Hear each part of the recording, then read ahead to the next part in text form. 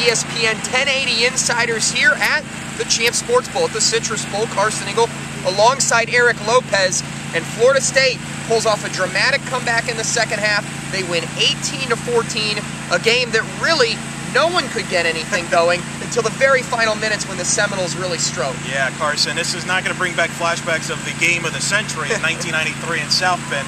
It was rough for a while, but give Florida State credit. They could have easily gotten blown out of this game. Their defense kept them in the game, and A.J. Manuel does what he always does, it seems, in bowl games, find a way in the fourth quarter, led him to 2 touchdown drives, one led by the Nigel Branham interception, and FSU, with this great pro-FSU crowd at the Citrus Bowl, pulls one out, and I think builds some confidence and momentum heads to next season, a 9-win season, even though it's a disappointment. You beat Notre Dame, you beat Florida, you beat Miami in a season.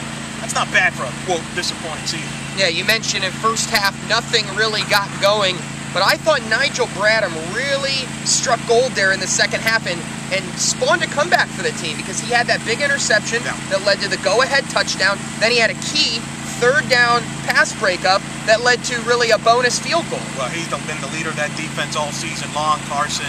He's a playmaker out of that linebacking position. He's a playmaker, the leader. He stepped up when his team needed him to step up and allowed his offense that struggled all night, couldn't block anybody for 2.5, 3 quarters, to finally get something going at the end and gave FSU a short field, which when you have a struggling offense, sometimes your defense, that's your responsibility. You got to try and create a turnover to get a short field.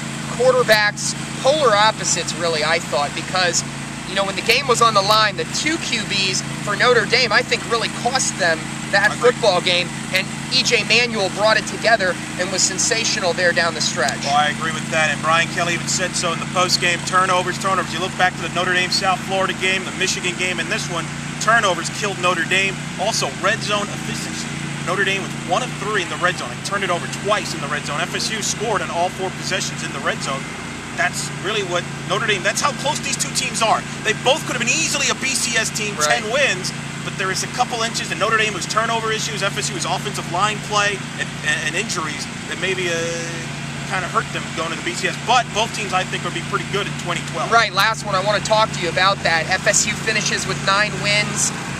They had such high expectations this year. Is next year the year for them? And I guess also, what do we expect from Notre Dame going forward? Yes, to answer your question, and a lot of people can follow Florida State very closely, Carson, felt that 2012 was really the more realistic year, that this year they were probably a little overrated, still a little young. They only lose 3 guys out of their top 22 in the starting lineups. They do lose Sean Powell, their punter, so their kicking game will make be a bit of a question.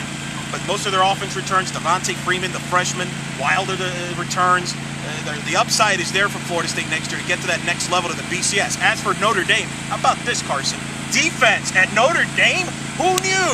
But they have a tremendous defense. If Brian Kelly, an offensive guy, can just protect the football and settle on a quarterback, Notre Dame, I don't think is that far off. Yeah, that was funny. He said in the post-game press conference when someone asked him about that, well, I guess I'm not an offensive guy anymore. So that's the final from here. FSU wins the Champ Sports Bowl 18-14.